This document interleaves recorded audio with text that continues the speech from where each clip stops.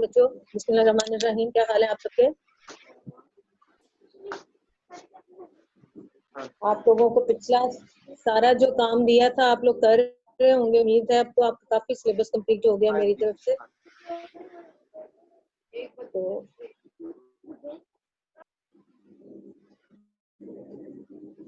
ہم پچھلے کام سے جہاں ہم نے اسکول میں چھوڑا تھا اس سے آگے کا میں آپ سے پوچھنے لگی ہوں کہ آپ لوگوں نے وہ سارا کیا تھا. غزل ہم کر رہے تھے جب اسکول کھلے ہوئے تھے. غزل کا کام تقریباً آلموسٹ آپ کا ختم ہو گیا تھا. کہ تھوڑا بہت رہ گیا ہوگا تو وہ جس کو نہیں ہے ملا ہوا وہ مجھے بتا دے پلیز. اس کے بعد میں نے آپ لوگوں کو کام دیا تھا خط نمبر 5 اور 6 آپ لوگ اپنے رجسٹرز میں لکھیے. ٹھیک ہے. کہانیاں کتاب کی آپ لوگوں نے یاد کرنی تھی. اتفاق میں برکت اور نا اتفاقی کا انجام یہ آپ نے یاد کرنی تھی. پھر میں نے دیا تھا خط نمبر 7 لکھیے. خط نمبر 7 لکھنے کے بعد پھر میں نے آپ کو اگلے دفعہ دیا تھا کام کہ آپ نے سبق پنچایت پڑھنا ہے اور اس کے مشکل الفاظ میں نے لکھ کر بھیجے تھے. آپ ان کو پڑھتے وقت جو جو مشکل لفظ لگے آپ لوگوں نے اس کے معنی اس میں لکھنے ہیں. یہ آپ کو میں نے کام دیا تھا جو کہ 25/3/2020 کو دیا تھا مارچ کے مہینے میں. جی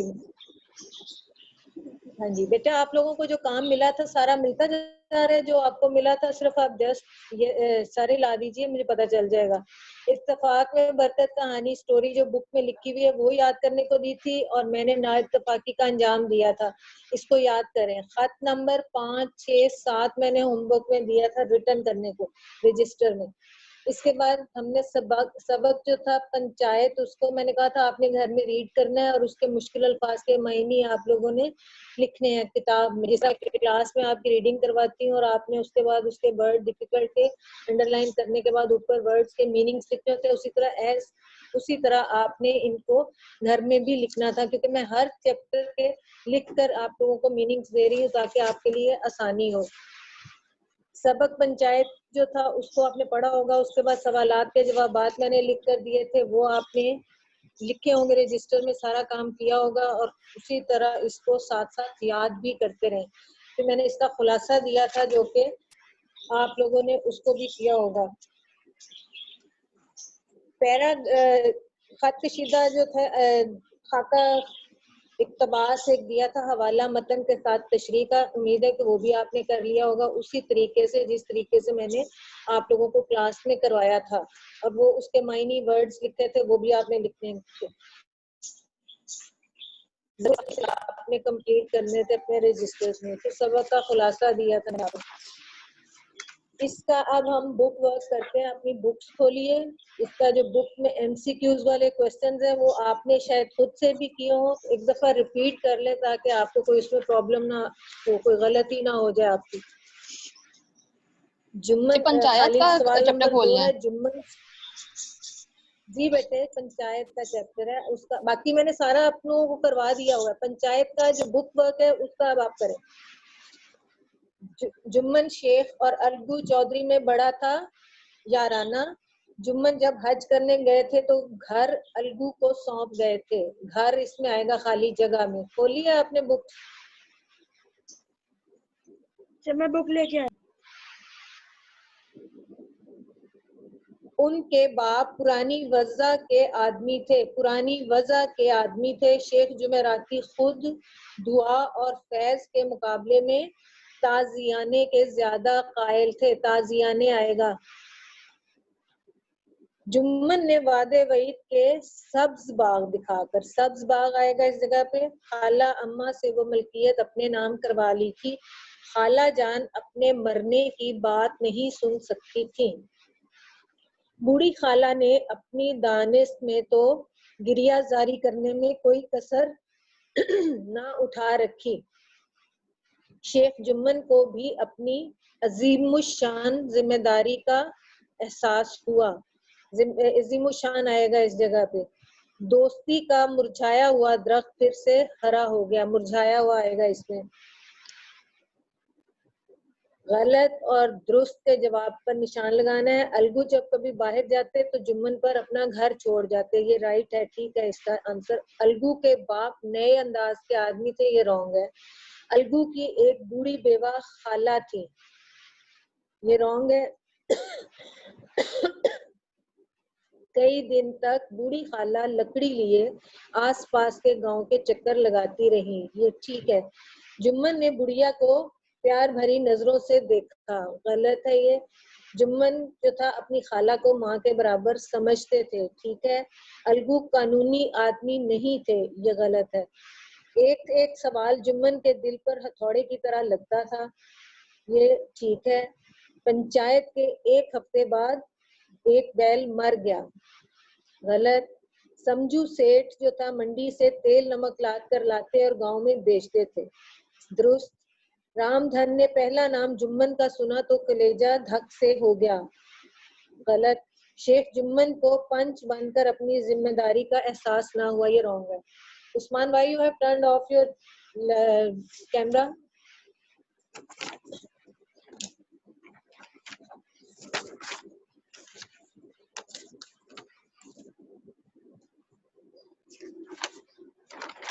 جی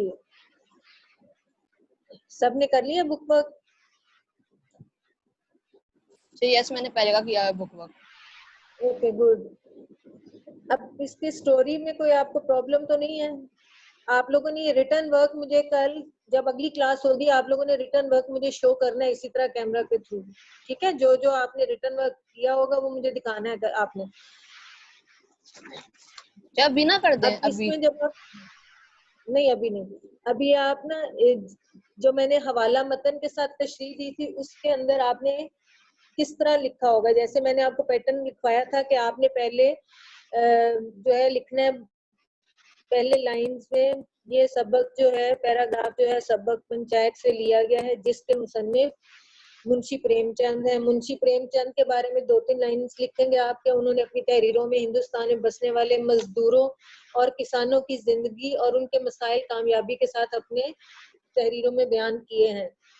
ان کی تحریروں کی بنیاد معاشرتی مسائل, نفسیاتی مطالعہ اور مشاہدہ پر ہے. پریم چند کا شمار اردو کے اولین افسانہ نگاروں میں ہوتا ہے. انہوں نے افسانوں کے علاوہ ناول بھی لکھے.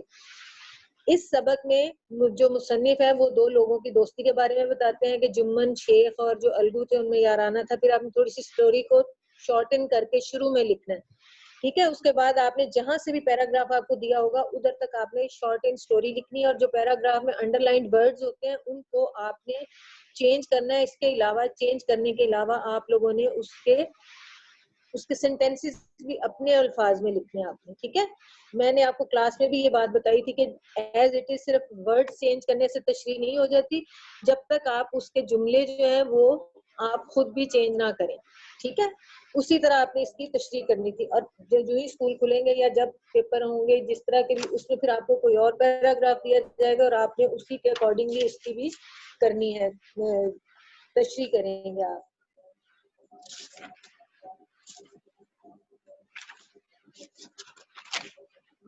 اس کے بعد آپ کا کام تھا جی سوالوں کے جواب سب نے لکھے ہوئے ہیں؟ یس. سبق کا خلاصہ میں سبق کا عنوان, مصنف کا نام, سبق کا عنوان ہے پنچایت, مصنف کا نام ہے منشی پریم چند, ماخذ کیا ہے پریم پچیسی اور صنف ادب ہے افسانہ. یہ آپ کو چاروں چیزیں یاد کرنی ہے اچھی طرح سے.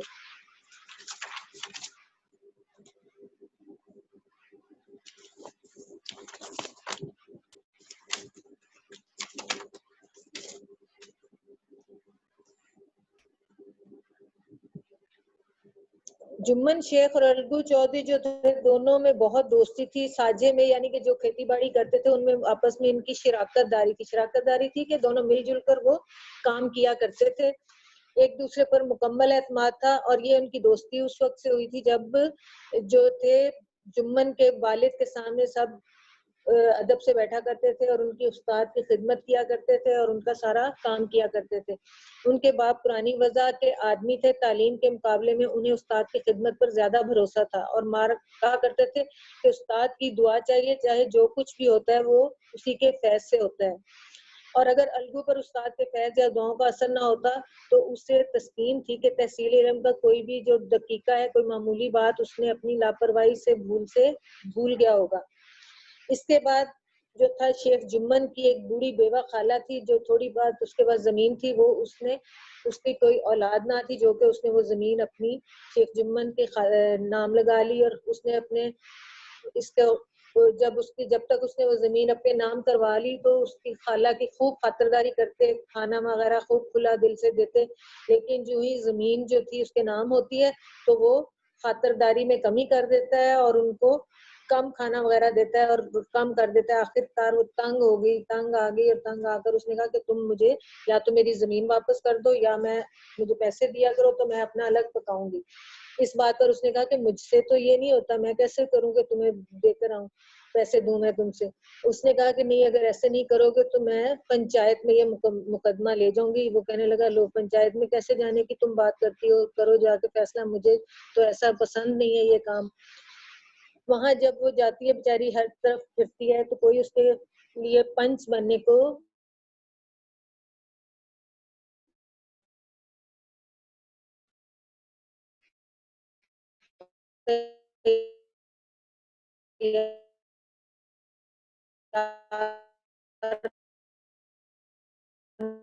نہیں ہوتا.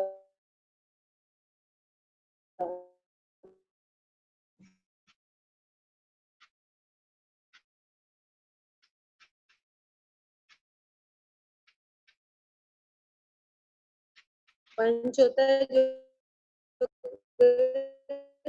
کہ میں تو جو ہے الگو کو ہی کروں گی، الگو کرے گا میرا فیصلہ. تو جمن جو تھا اس بات کو سن کر بہت خوش ہو جاتا ہے کہ الگو تو میرا دوست ہے تو وہ فیصلہ ہمیشہ میرے حق میں ہی ضرور دے گا. لیکن الگو جو تھا بیچارہ پھنس گیا. اس نے کہا کہ اب تو اس نے مجھے پنچایت میں میرا نام لے دیا، کرتا ہوں فیصلہ. وہ کہنے لگا کہ اگر میں فیصلہ کروں گا لیکن تم یہ نہ سمجھنا کہ میری اور اس کی دوستی ہے تو ہو سکتا ہے میں فیصلہ تمہارے حق میں نہ دوں، میں ہو سکتا ہے جمن کے حق میں فیصلہ دوں. خالہ نے کہا کہ دوستی کے لیے کوئی اپنا ایمان نہیں بیچتا. پنچ کا حکم جو ہوتا ہے وہ اللہ کا حکم ہوتا ہے اور جو بات وہ کرتا ہے وہ فیصلے کی انصاف کی طرف سے نکلتی ہے اور اللہ کی طرف سے اس کے منہ سے نکلتی ہے. الگو نے کہا کہ شیخ جمن ہم دونوں دوست تھے. اب جب وہ فیصلہ سنانے لگتا ہے، جب وہ بیٹھ کے اس کا مقدمہ سنتا ہے، دونوں کی بات سنتا ہے، پہلے جمن سے سنتا ہے کہ وہ جمن اپنی بات بتاتا ہے کہ میں خالہ کو اپنی ماں سے زیادہ سمجھتا ہوں. ہاں، عورتوں میں لڑائی جھگڑا رہتا ہے، میری بیوی میں اور اس خالہ کے بعد میں کوئی آپس میں کبھی کبھی لڑائی ہو جاتی ہے لیکن اس کے باوجود میں ان کی کرتا ہوں. الگو چودھری جو تھا وہ ذرا قانون جانتا تھا، اس لیے اس کو معلوم تھا کہ قانون میں عدالتوں میں کیسے واقعات ہوتے ہیں. وہ جرح کرنے لگا اس سے اور ایک سوال جو تھا وہ جمن سے پوچھنے لگتا ہے اور جمن جو ہے وہ سمجھتا تھا کہ یہ مجھ سے اس قسم کے سوال پوچھ رہا ہے تو کہ میرے جو اس کے دماغ پر یہ ہتھوڑوں کی طرح برسنے لگے. اب یہ جو ہے میری اچھی دوستی نبھا رہا ہے، میرے سے ایسے سوال کر رہا ہے کہ مجھے اس میں مجرم ہی ثابت کرنے پر تلا ہوا ہے. جرا ختم ہونے کے بعد جو تھا الگو نے فیصلہ سنا دیا اور اس نے کہا کہ یہ زیادتی الجمن کی ہی ہے. کھیتوں سے جو منافع ہوتا ہے وہ خالہ کو ماہوار پیسوں کی صورت میں دے یا اس کا گزارے کا کوئی بندوبست کرے، نہیں تو یہ جو ہے حبہ نامہ جو ہے منسوخ ہو جائے گا اور زمین خالہ کے نام لگ جائے گی. جمن نے یہ فیصلہ سنا تو وہ سناٹے میں آ گیا اور اس نے کہا کہ جی میں کیسے کروں یہ بات. اس فیصلے نے دونوں کی دوستی کی جڑیں ہلا دی، یعنی کہ دونوں بہت اچھے دوست تھے لیکن جب الگو نے فیصلہ جمن کے خلاف دیا تو دونوں کی دوستی جو تھی ختم ہو گئی. دونوں ایک دوسرے کے دشمن ہو گئے، ایک دوسرے سے ملتے تھے لیکن دشمنوں کی طرح ملتے تھے. اور دونوں کے دل میں، اس کے دل میں، جمن کے دل میں ہمیشہ یہ خیال رہتا کہ اب میں کسی نہ کسی طرح الگو سے کوئی بدلہ لوں اور خوش قسمتی سے اسے ایک موقع مل گیا. اس نے کیا کیا کہ الگو چودھری جو تھا پچھلے سال بیلوں کی ایک بہت اچھی جوڑی کہیں سے لائے تھے اور اس جوڑی کو دیکھنے کے لیے قریب سے دور سے بہت سے لوگ اس کو دیکھنے آتے تھے۔ پنچایت جب ہوئی اس کے تقریباً 1 ماہ کے بعد جو تھا الگو کا بیل مر گیا۔ جمن نے دوستوں سے کہا کہ یہ تو میرے ساتھ اس نے دھوکہ کیا تھا، میرے خلاف اس نے فیصلہ دیا تھا، تو یہ اسی کی سزا ہے، اسی وجہ سے اس کا جو یہ بیل ہے یہ مر گیا۔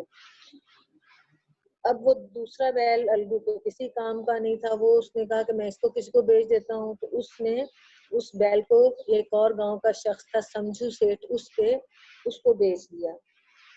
اور سمجھو سیٹھ جو تھا اس کا کام کیا تھا کہ وہ بیل گاڑی جوتا اور منڈی جاتا، وہاں سے سامان وغیرہ گاؤں میں لاتا اور لا کر بیچتا تھا۔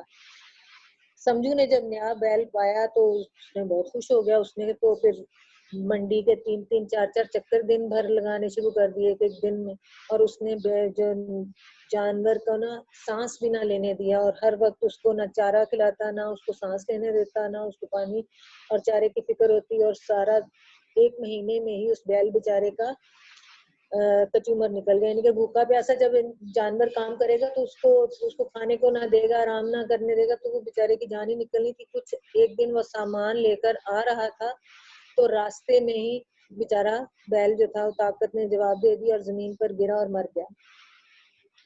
اب یہ جب سنا تو وہ اس کے پاس جو مال تھا وہ بھی رات کو وہاں سے لوگ لوٹ کر لے گئے اور اس کا سامان بھی لے کر چلے گئے۔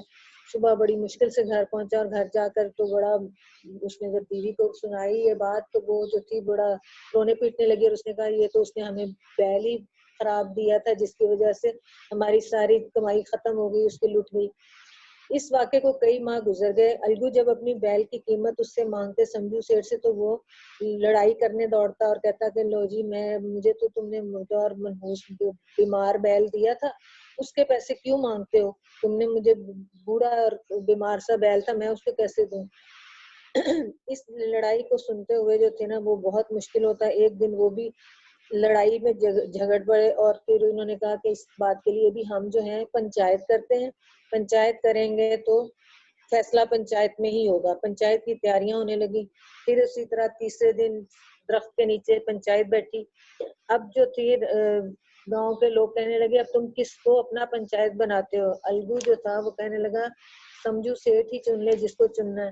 سمجھو سیٹھ کھڑا ہو گیا اور اس نے کہا شیخ جمن کا نام لکھیں۔ شیخ جمن کا نام سنا تو الگو کا جو تھا کلیجہ دھک سے رہ گیا، وہ ڈر گیا کہ اب میں نے کبھی اس کے خلاف فیصلہ دیا تھا تو اب یہ دشمنی میں میرے خلاف فیصلہ دے گا۔ بہرحال جی وہ اس نے کہا کوئی عذر نہیں، آپ نے جو نام رکھا ہے ٹھیک ہے میں مان لیتا ہوں۔ اب جو جمن تھا اس نے دونوں طرف کے لوگوں کی باتیں سنی، معاملہ پورا سنا، پورا فیصلہ سنا، اور اس نے جب بیٹھا تو اس نے کہا کہ یہ معاملہ پوری طرح سے سنا جائے۔ شہادتیں ہوئی، جرا ہوئی، دونوں بندوں نے پورے فیصلے واقعات سنائے، اور آخرکار جو تھا جمن نے بڑے غور سے یہ ساری باتوں کو سنا اور پھر اس نے فیصلہ سنا دیا۔ اس نے کہا کہ وہ تمہارے جو تمہیں جو اس نے بیل بیچا تھا تو اس کی قیمت دینا تمہارے پر فرض تھی، اور اس نے جب تمہیں بیل بیچا تھا تو وہ بالکل ٹھیک حالت میں تھا، اسے کوئی بیماری نہیں تھی، اور تم نے اگر اسی وقت اس کی قیمت دے دی ہوتی تو آج یہ سمجھو یہ جو تھا نا آج لینے کا تقاضا نہ کرتے۔ دوسرے لوگ کہنے لگے کہ اس سے تاوان بھی لیا جائے کیونکہ اس نے بیل سے زیادہ کام لے کر اس کو جان بوجھ کر مارا ہے۔ اس نے کہا نہیں اس کو اپنے کیے کی سزا مل گئی ہے۔ یہ اب الگو چودھری کی بھل منسی ہوتی ہے، اچھے اخلاق پر منحصر ہے کہ وہ کیا کہتا ہے۔ اس نے الگو کے حق میں فیصلہ دیا کہ الگو سچا ہے، اور یہ سمجھو سیٹھ نے اس نے غلط اس کے ساتھ بیل کے ساتھ سلوک کیا، اس کے ساتھ کھانا وانا نہیں اس کو دیا، اور اس وجہ سے وہ بیل جو تھا جلدی مر گیا۔ فیصلہ سن کر الگو چودھری جو تھا بہت خوش ہوا۔ اس نے کہا کہ تم نے جب سے میری پنچایت کی ہے تو میں دل سے تمہارا دشمن تھا، لیکن آج جو تم نے فیصلہ سنایا ہے تو مجھے پتا چل گیا کہ کوئی بھی کسی کا دوست نہیں ہوتا، کوئی کسی کا دشمن نہیں ہوتا۔ کیونکہ وہ بتانے لگا کہ بھئی وہ کہنے لگا کہ جب ہم فیصلے کی کرسی پر بیٹھتے ہیں، جب کسی کے لیے فیصلہ کرنا ہوتا ہے تو انصاف کی کرسی پر بیٹھ کر نہ کوئی دوست ہوتا ہے نہ کوئی دشمن، اس وقت صرف فیصلے کے سوا یا انصاف کے سوا انسان کو کچھ نہیں سوچتا. اب وہ دونوں دوست جو تھے وہ ان کی دوستی جو تھی پھر سے ہو گئی اور ان کے دل صاف ہو گئے کیونکہ اس نے فیصلہ بالکل حق سچ مان کر دیا تھا, اس لیے ان کا آپس میں ان کا دل صاف ہو گیا اور دونوں کی دوستی کا جو درخت تھا مرجھایا ہوا پھر سے ہرا بھرا ہو گیا. ٹھیک ہے.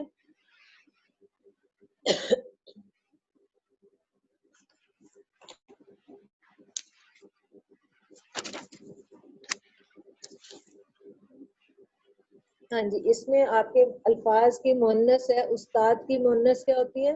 استانی. بک میں ہے یہ کوشچن آپ کا, کوشچن نمبر 5 کھولا.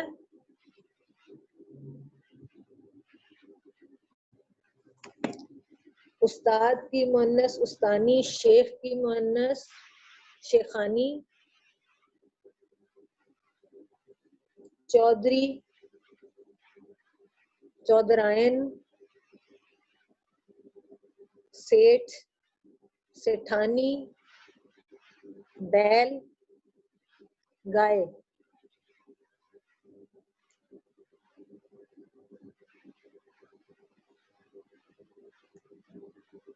سارے ہو گئے. استاد استانی, شیخ شیخانی, چودھری چودرائن, سیٹھ سیٹھانی,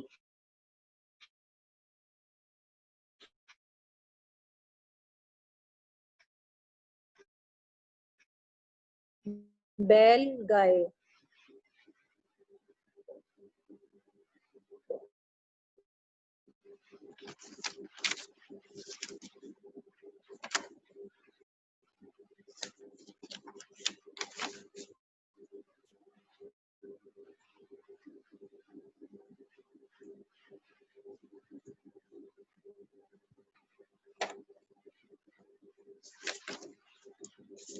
آپ کی غزل ہم کر رہے تھے, پچھلی جو غزل 3 تھی جس کا میں نے کلاس میں کروایا تھا کام, سارے اشعار کی ہو گئی تھی تشریح.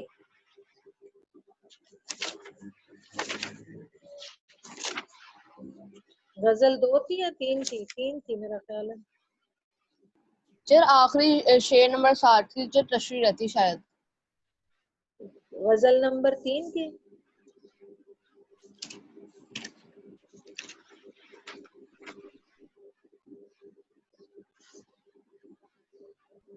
چل غزل 2 کی. اوکے, یہ میں آپ کو لکھ کر نا پھر میں آپ کو سینڈ کر دوں گی, اس طرح پھر آپ کر لیجئے گا. آخری شعر رہ گیا نا, باقی تو سارا ہو گیا تھا.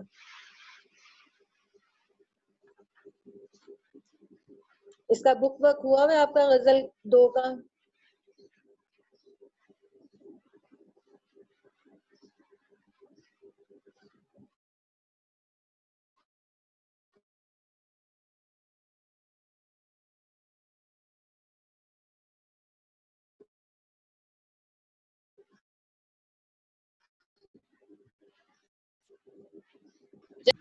چلیں کریں پھر. کالم الف کو کالم بے سے ملائیے. اندھیرا اجالا, وصف دندان, قلم موتی, عمر بصر,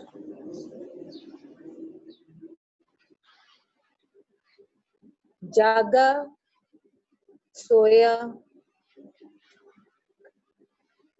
فکر سخن,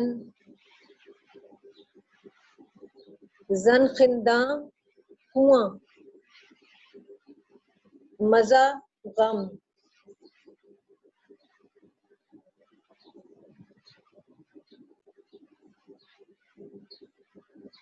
اندھیرا سوال نمبر 7 ہے آپ کا. متضاد, اندھیرا اجالا,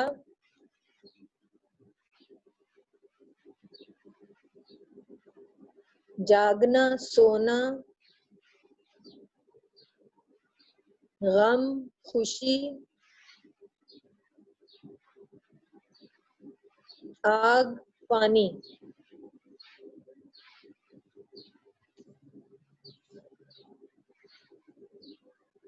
سوال نمبر 9, اس غزل کا مطلع کون سا شعر ہے؟ اس غزل کا مطلع کون سا شعر ہے؟ اس غزل کا مطلع جو ہے غزل کا پہلا شعر کہلاتا ہے. پہلا شعر جو ہے غزل کا مطلع ہے. اس غزل کا مقطع کون سا ہے؟ اس غزل کا مقطع اس کا آخری شعر ہے.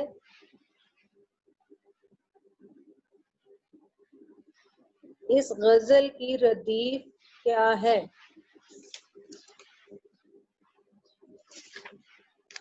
اس غزل کی جو ردیف ہے وہ ہے کیا.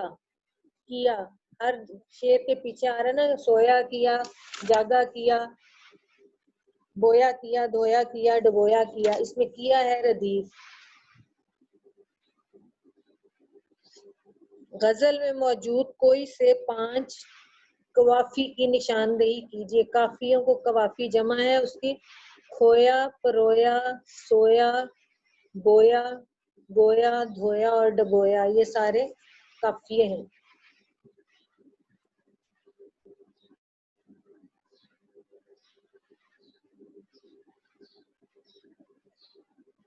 اس کے بعد ہے 10واں سوال ہے، 5ویں شعر میں شاعر نے کیا استعارہ استعمال کیا ہے؟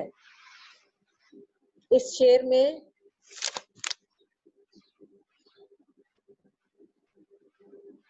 یہ شعر ہے، برہمن کو بتوں کی حسرت رہی، خدا نے بتوں کو نہ گویا کیا. اس شعر میں شاعر نے بت کا استعارہ استعمال کیا ہے. جس طرح بت بات نہیں کر سکتے، شاعر نے اپنے محبوب کو بھی بت کی طرح کہا ہے کہ جس طرح بت بات نہیں کر سکتے اسی طرح اس کا محبوب بھی اس سے بات نہیں کر سکتا. بت کا استعارہ استعمال کیا ہے.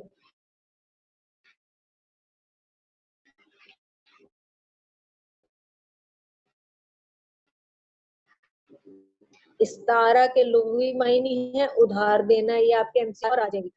اس کے ساتھ آپ کی 3 آپشن اور آ جائیں گی، تو اس کی ایک آپشن اس کی یہی ہوگی، ادھار لینا. ٹھیک ہے، انہی میں سے غزل کے اندر ہی آپ کے MCQs بن جاتے ہیں کہ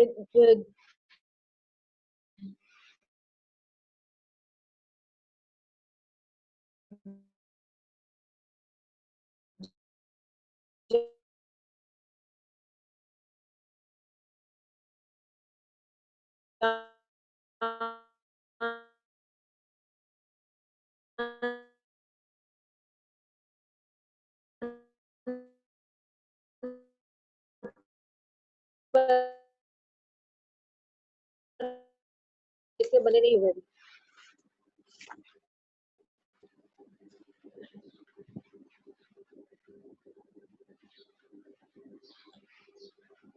ان کے باپ پرانی ڈیش کے آدمی تھے. اس میں آئے گی وضع، قطع، زمانہ، عادت. اب اس میں ایک آپ کی آپشن صحیح ہے جو ہوگی وضع کے آدمی تھے، پرانی وضع کے آدمی تھے. شیخ جمن کی ایک بوڑھی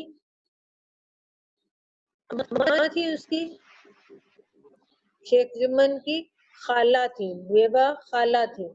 تو اس لیے ایک آپشن اس کی جو ہوگی وہ خالہ کی آئے گی.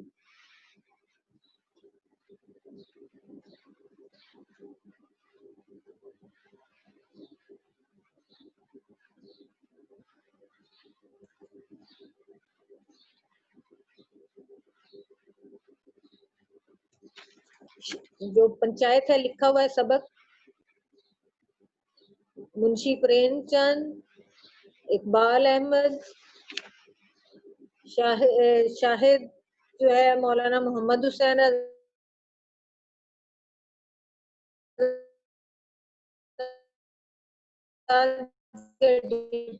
نذیر احمد. تو اس میں آئے گی آپ کے آپشن کس کی ہے؟ منشی پریم چند کا لکھا ہوا ہے.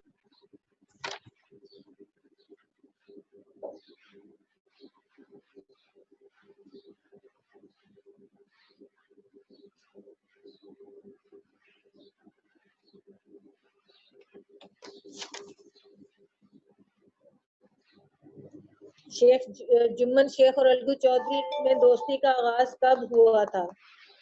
شیخ جمن اور الگو چودھری میں دوستی کا آغاز اس وقت ہوا جب دونوں لڑکے جمن کے والد کے پاس شیخ جمراتی کے پاس پڑھا کرتے تھے۔ شیخ جمن کی بیوی کا خالہ کی ملکیت کے ہبہ نامے کی رجسٹری کے بعد خالہ سے کیسا سلوک تھا؟ شیخ جمن کی بیوی کا